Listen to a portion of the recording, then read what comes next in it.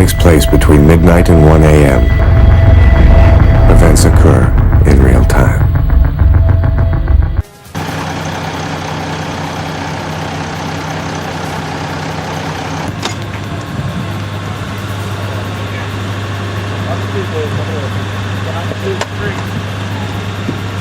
I'm gonna take both you guys.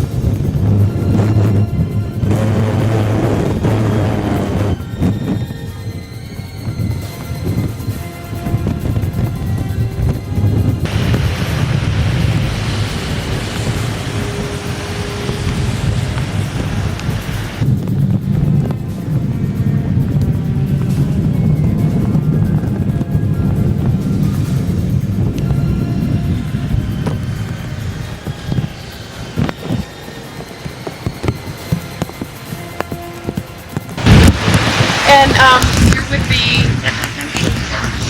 Yep, understood.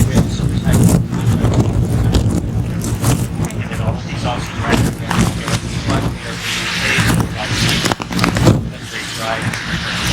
Okay. Can you tell us what happened? Well, basically at 5:30 this morning, the sheriff's department received a call of Albright after a McDonald's restaurant. It also arrived to check the interior of the facility and the outside. They did find a hole in the bathroom ceiling, but they did not find one on the roof.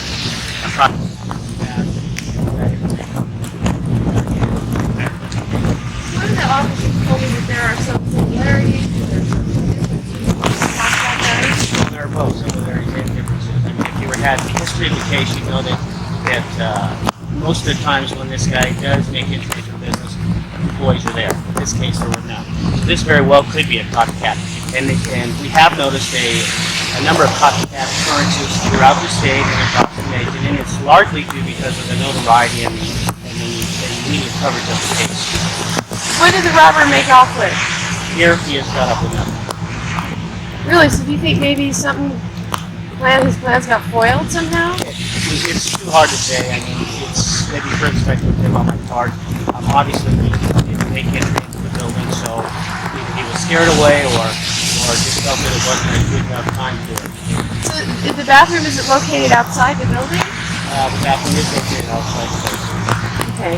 And there was not one single employee in the building at the time. That is correct. And so they discovered this when they came into work this morning, is that? Well, originally at 5:30, we received the alarm call from the alarm company, which the dispatch was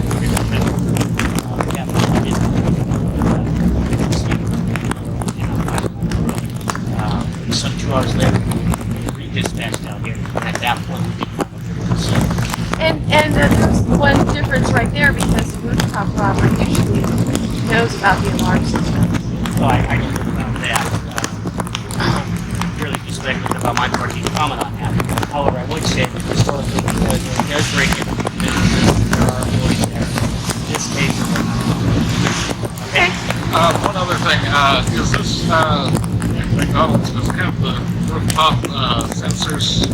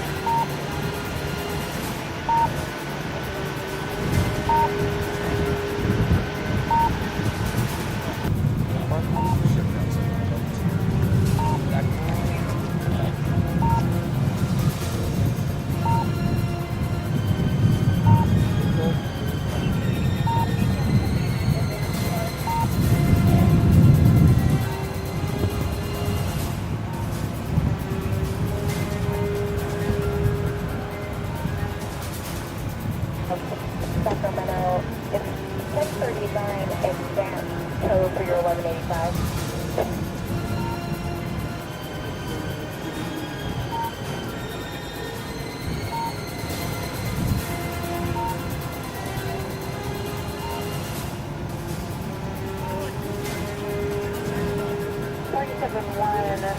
Did you decide who the department boy at a Lincoln.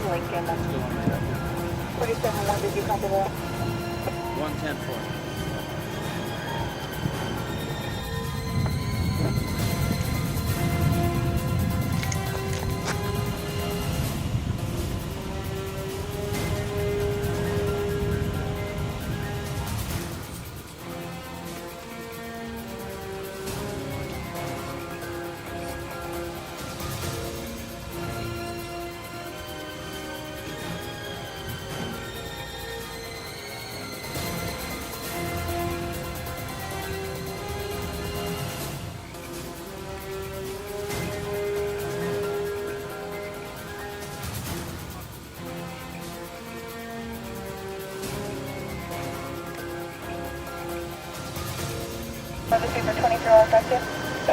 Thank you.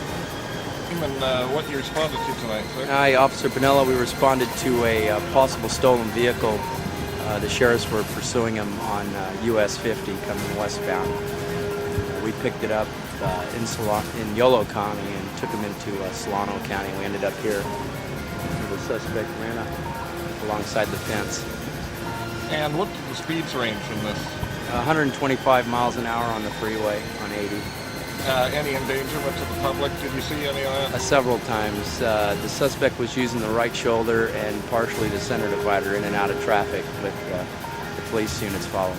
And what happened at the termination of the pursuit? He came down a dirt road, not knowing where the area is. The roadway turned off to the left, and he came straight down to a dirt road here. And he got off into the dirt and lost control and ran up against the fence here at about 70, 75 miles an hour. And did you take him into custody without incident after that? Yes, no problem. He was cooperative at that point. And where will he be transported to now? Monroe Detention Facility, Yolo County Jail.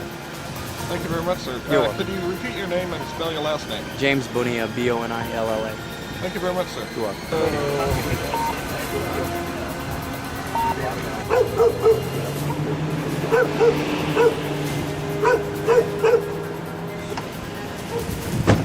You might have a juvenile back there soon. Okay.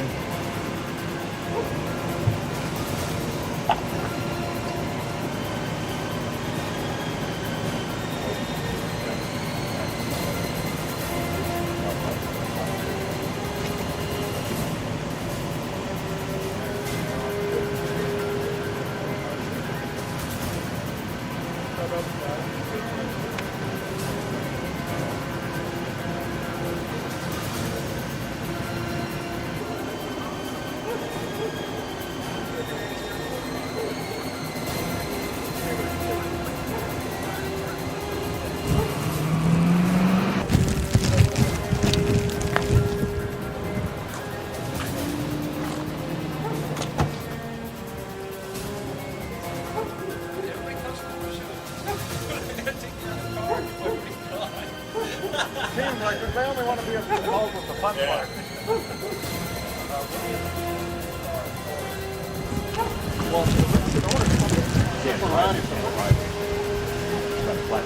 Oh, yeah, that's right. That's right.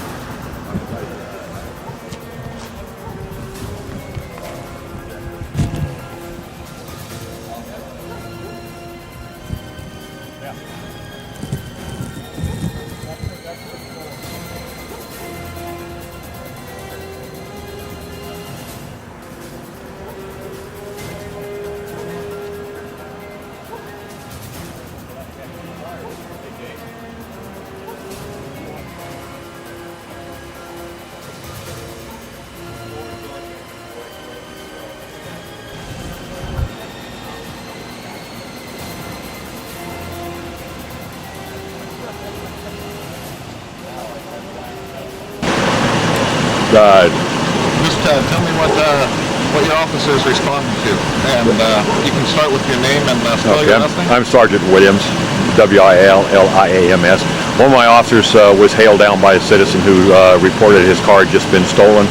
It was just a few moments later the officer spotted a car, and then the pursuit ensued. Covered a good portion of the city, maybe about a 15-minute pursuit. The vehicle then continued northbound Franklin Boulevard. We had another officer set up a tack strip in front of the Joseph E. Rooney Police Facility, and when the vehicle crossed that, it was able to flatten two tires, and the vehicle came to a stop at 25th Avenue, I think it is, and Franklin Boulevard, where all three suspects were taken into custody. They appear to be juveniles. Yes, they are. And can you tell me anything about the band that was just found as far as possible? There's one that may be an adult, but until we confirm that age, we can't say that for sure. Okay. And that's what we're in the process of doing.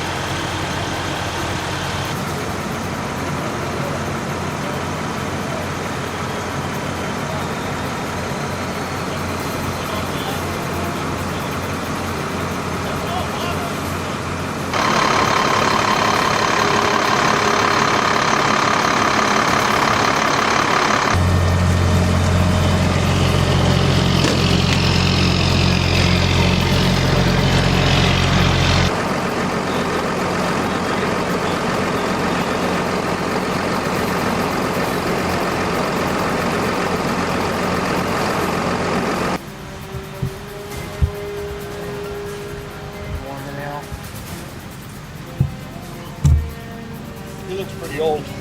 Yeah. You see his eyes clouded over? Yeah, and long toenail too. Only 15. She's doing a lot better though. It's okay. Scared you, huh? Excitement.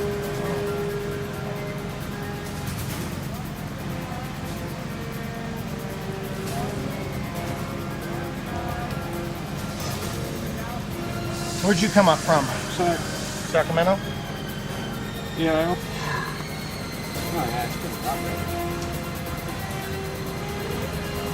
You warming up? Huh? A little warmer? It's okay. Good girl. Good girl, boy.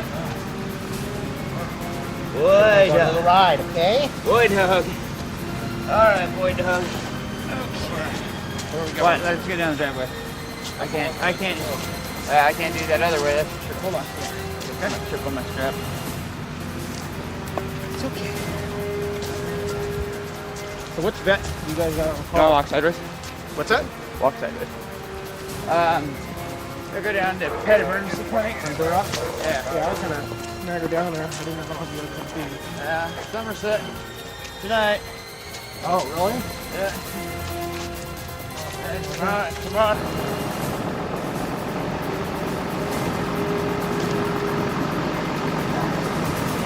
You get a door?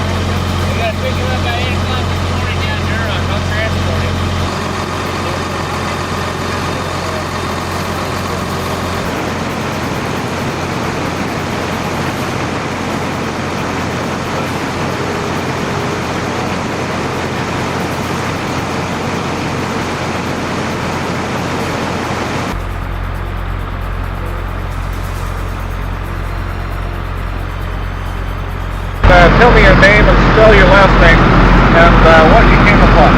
Okay, my name is George Ellis, E-L-L-I-S. We came home from cleaning about 20 after 1. We smelled smoke, and my son looked and saw the flames. I told him to go dial 911, and then from there I went around the back of the house to the garage. I broke one door down, thinking the gentleman was in the back room, where he usually was. He wasn't in that room, so I went around the back to another door, broke that down, he wasn't there. Then from there I broke the fence down in the backyard. I looked inside the glass windows, and I saw 2 logs on the ground that started the fire, I believe. The rug was on fire, then it started up the side of the chimney, then on the outside of the house. He called 911. They were here like in 5 minutes or less. The cops came first, then the fire trucks, and then from there we just started breaking doors down, and that was it. Can you tell me about, did the logs appear to fall from the fireplace? Can you tell me something about the logs? Well, when I looked in, all I saw was 2 logs just laying on the rug. The rug was on fire, and it started up the side of the wall, which ran up the fireplace, and then it went on the outside of the house. Did it appear, could you tell me about the fire logs again, but tell me about, did they appear to have fallen out of the fireplace? That's what it looked like. It looked like they had fallen out of the fireplace onto the floor. Okay, thank you very much. Go ahead. My name is George Ellis, E-L-L-I-S, and we came home from work and I seen black smoke coming up from the roof, and my father instructed me to dial 911.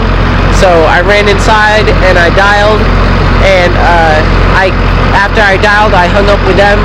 I came back out and I looked for my father, and he was trying to I guess, find out what was going on around the house, and everyone showed up in with probably 5 minutes or less. Could you tell me something about your concerns about your father? I was really scared because I didn't see him anywhere, and I was afraid he went in the house, and I was calling for him, and he didn't answer me. Very good. Stating your name. My name is Bruce Lacher. Say it again. Bruce Lacher. And spell your last name. Lacher. Okay, tell me what responded to your chief. We were dispatched at approximately 10 after 1 this morning to a single-family structure fire. First arriving crews found a well-involved structure, and ultimately we've had one fatality from the fire. It was a single occupant that lived in the residence, and there was one dog that was pulled out. It's in the emergency vet right now. The dog made it. Unfortunately, the resident did not. What was that? I said the dog did make it. Unfortunately, the resident did not. Could you tell me about how many units you had to respond? We've got 6 engines here on scene. Could you tell me about what you came upon as you entered the scene and what your initial attack was? First arriving crews found heavy fire on the ground floor. Upon entry through the front door, they encountered heavy fire. The building was completely charged with smoke, and at that point they started their rescue efforts, searching the building out and extinguishing the fire. Do you have any preliminary indication of what might have caused the fire? Not at this point. Nothing at this point. We have called in the State Fire Marshal's office to assist with the investigation for cause and origin.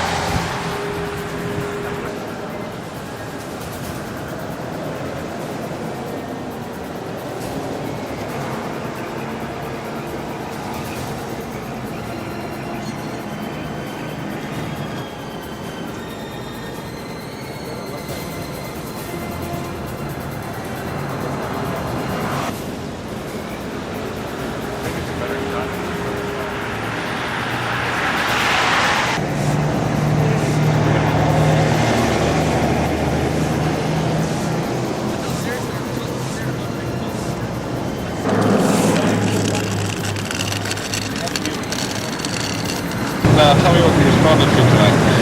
Tonight, the California Highway Patrol responded to a major injury collision. This is going to be the westbound Interstate 80, just west of Rockland, or east of the State Route 65 interchange. What we got a report of is 3 vehicles blocking the number 1 and the number 2 lane. When we arrived on the scene, there were 3 vehicles involved. Unfortunately, in one of the vehicles, we have one of the parties did not make it, died at the scene. The other party in that particular vehicle went to the hospital, I believe Sutter Roseville Hospital, to be treated for their injuries. Prognosis on that individual at this time, we don't know. There was a pickup truck that was also involved in this collision, and we also had another small compact vehicle that was involved. Other than that, it's still under investigation. We don't know exactly what transpired out here. Hopefully we'll have some of the answers in the morning. Could you tell me anything about the report of the U-turn situation? Preliminarily, from what the investigating officer has found out, is that this party, one of the vehicles was on the right shoulder and then attempted to make a left turn, which appeared to be a U-turn according to one of the witnesses, and then subsequently went into the path of a vehicle that was traveling in the number 2 lane, and basically at this point what's out here at the scene is what has occurred. The vehicles that came to a point of rest. Could you state your name and spell your last name for me? Sure, my name is Sergeant Karen E. Clark. The spelling of my last name is C-L-A-R-K. Currently assigned to the Auburn area of the California Highway Patrol. Thank you very much. You're welcome, sir.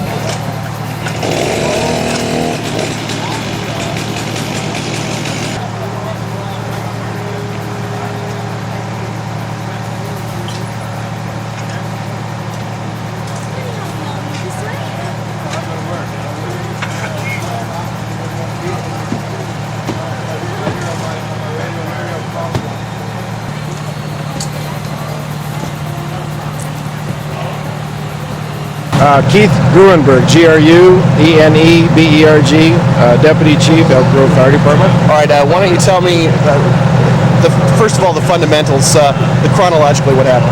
Well, about 4:27 this morning, neighbors heard the explosions in the vicinity of Kelsey and Lujan. Upon investigation, they discovered a fire in one of the automobiles parked in the driveway. About the same time, Deputy Albright from the Sheriff's Department was in the area and showed up. He also observed fire in one of the vehicles in front of the house. Knowing it being early hours in the morning, he was concerned for the safety of the occupants of the home because fire now was extending on the face of the house and up into the eaves. Deputy Albright jumped two of the back fences in the backyard and made entry through the back door of the home, and about the same time was met by some very confused occupants. He escorted them to safety, and about that time fire crews arrived and were able to put a water stream against the house, which gave them a safe exit around the house and out to the front. 3 occupants, all adults, and they're safe. They're out front. Very minor damage to the interior of their house. There's some damage to the garage, but all in all, things are going to turn out pretty well for these folks, and everyone's safe. How critical was the move to on the part of the deputy to hop the fence and go back there and make sure that people inside were safe? Well, in my opinion, it was an excellent decision by the sheriff's deputy. Again, because of the time of the morning, 4:30 in the morning. Usually there's pretty deep sleep about that time. And his concern, not for his own safety, but going over these 6-foot fences and then making entry. We're always confronted with pretty vicious dogs in the backyard, and he had no regard for his safety. He just made entry into the home and was, like I said, met by the occupants who had been awakened by the explosions. Potential alternative outcome if he hadn't done that? Well, I think he made our job a lot easier. Firefighters did make entry and search the home as we normally do, but who knows what smoky conditions they would have encountered, and were they already asleep from carbon monoxide poisoning? No one really knows, but anytime they risk themselves and make that type of a move, and he was not in real great danger, but he certainly assisted the fire department. What's his first name? I'm not sure of his first name. I know it's Deputy Albright. Deputy Albright. My name is Keith, K-E-I-T-H, Grueneberg, G-R-U-E-N-E-B-E-R-G, Deputy Chief, Elk Grove Fire Department. And how do you prove his patrol vehicle? No, just kidding. All right. Let's have, just beginning with what you first noticed. I guess when the call went out, describe for me what happened and how you determined that you needed to go back in the back of the house. Well, the Sheriff's Department received several telephone calls via 911 regarding a fire at the location and sounds of explosions. I arrived here approximately 5 minutes prior to the fire department. Was met at the front by neighbors who were attempting to put out the flames with garden hoses. There was a vehicle as well as the entire front of the residence, which was engulfed in flames. The neighbors stated that there were still people located within the house. I was able to go through the fence on the side yard and make entry to the rear yard. The back of the house was filled with smoke, but I didn't see any visible flames. I was able to make entry into the rear portion of the house and check the kitchen and dining room area, at which point I was greeted by the homeowner and her 2 daughters, the only occupants of the residence, and they were safe and were in the corner of the rear yard where they were maintained until the fire could come and rescue us all. Yeah, they said they had to come and dump some water and create a somewhat of a shield for you to get out. Did you lead the family out of the backyard? Yes, I did. After fire was able to set up the screen, we were able to lead them through the rear yard and out to the patrol car where they could sit in warmth. Pretty dead night until that moment? Somewhat uneventful. That's the way things happen, though, huh? Absolutely. The Deputy Battalion Chief says you may have saved their lives, essentially, because they don't know if you woke them up from a sleep that they may not have woken up from smoke inhalation. Well, I think the neighbors played a great deal in allowing them to, or at least notifying them of the flames by pounding on doors and such. And credit should go to the fire department or the guys that are in there knocking down the flames. And so. Well, enough fanfare. Let's state your name and spell your last name for me. You want me to spell my last name? Yeah. It's Tim Albright. TIMALBRIGHT. Deputy With a Sheriff. space in between the T.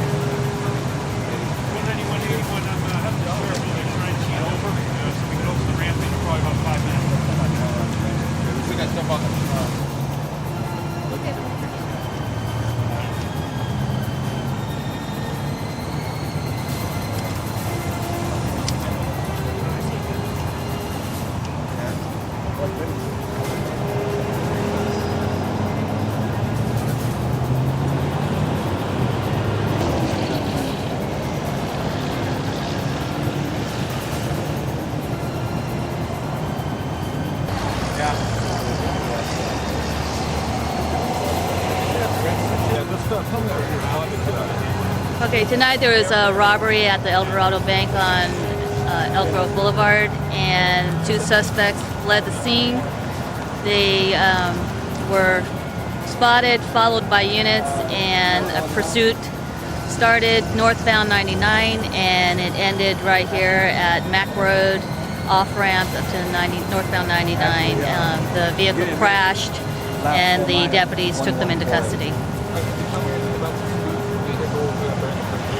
I don't recall how fast they were going. I don't know how fast they were going. Can you state the name and spell your last name? I'm Sergeant Shijo, S-H-I-J-O.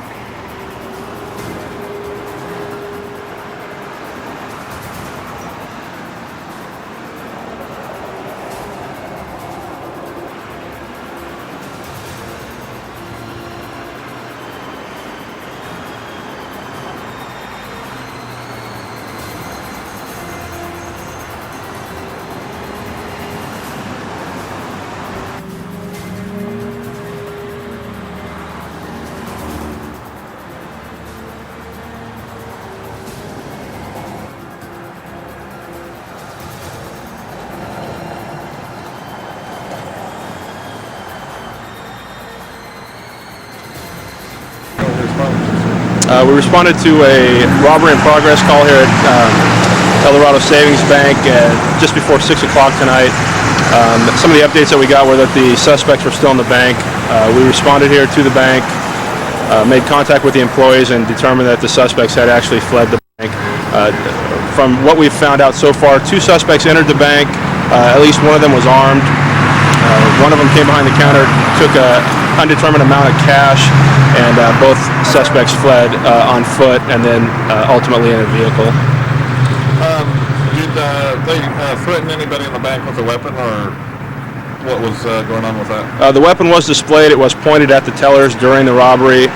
No employees and no customers inside the bank were injured, though. Do you know if they recovered the weapon at the end of the pursuit? I'm not sure if they have or not. I haven't been to that end of the pursuit, just here at the bank. Okay, and now can you state your name and spell your last name? Name is Bryan George. Last name is George.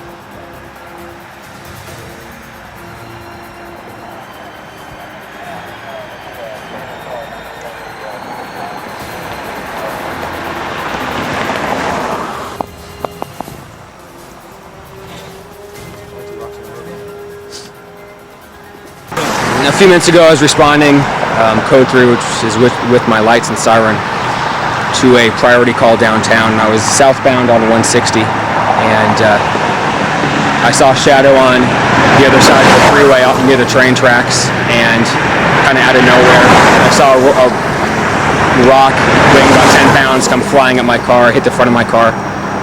As I stopped, I saw a subject throw another rock at my squad car, but by the time I backed up and tried to find the 2 subjects, they were gone.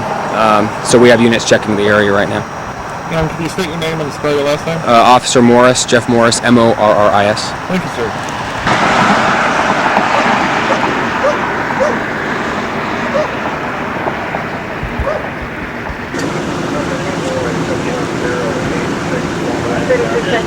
There was one there split entry on entry.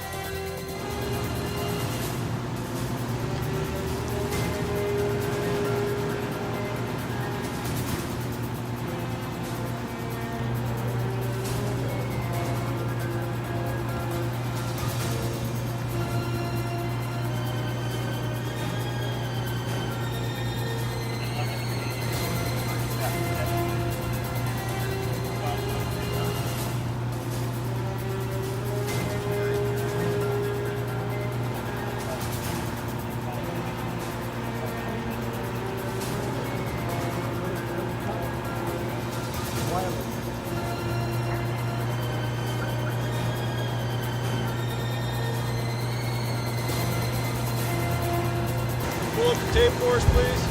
Sure. Thank you. Anything else going on around here? Accident.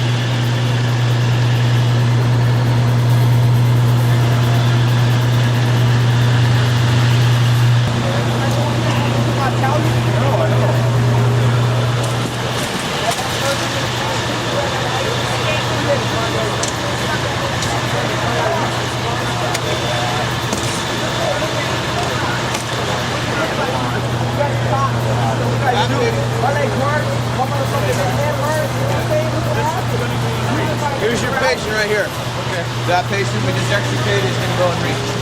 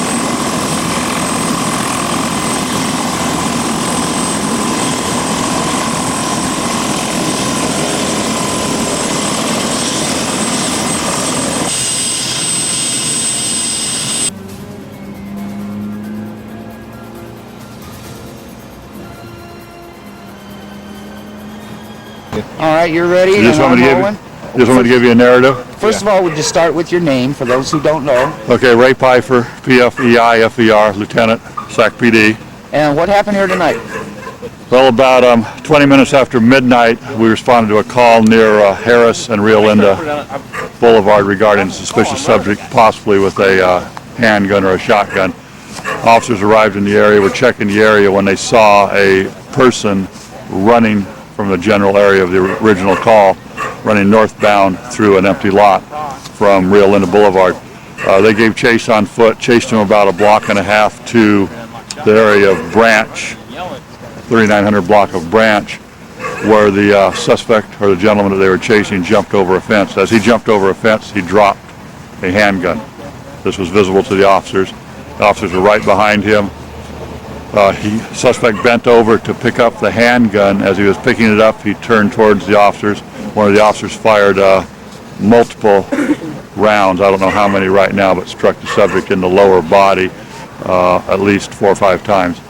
That suspect is now under arrest, and he's at the medical center undergoing treatment at this moment. Could you tell me about the caliber of weapon the officer was carrying at the time? I have no idea what caliber weapon he's using. Okay. Is this person, have you ID'd the person who's been shot? I don't have that information. The other So you officer don't know if he's known to PD or not? No, I don't know that. All right. That's good for me. You want to get one on the fatal? Just give me a... Did you go over to the fatal? I went to the fatal, but really I have nothing on it other than we had a, well, it would have been probably about 1:45. We had a injury accident at Rio Linda and Grand. Had a larger American vehicle, a sedan, southbound on Rio Linda at a fairly high rate of speed. We were told by witnesses that he had been driving erratically just north of that intersection right before the accident. Went through the intersection and struck a smaller subcompact vehicle that was westbound on Grand Avenue. One person was pinned in the subcompact vehicle, injured severely. We had to bring in life flight to take that person out, and I believe 2 other people in the sedan went to the medical center also by way of ambulance. That's still being investigated. Traffic investigators are on their way out right now to take care of that. On the other scene, could you tell me something about standard procedure after an officer-involved shooting? Well, we have a certain protocol. We have to call up certain people within our department. Investigators come out from our detective division, and they are the ones that take over the investigation and do the follow-up here. Initially, the officers on the scene protect the scene, do a neighborhood canvass just to contact potential witnesses so we don't lose anybody that might have seen what happened. We protect the scene best as we can, rendered medical aid to the injured suspect, and sent him to the hospital. Right now, as you can see, the scene's taped off to protect it, and our investigators plus people from other parts of the department will be here to take care of further follow-up. And then Officer Standard would go on paid leave for does he go for the whole investigation or just a couple days, or how's that work? Well, he could be put on administrative leave. It's going to depend on his state of mind and how severe the shooting was. Most likely he'll get a couple days off just to recoup and calm down from the traumatic situation he was involved in. Okay, thank you very much, sir.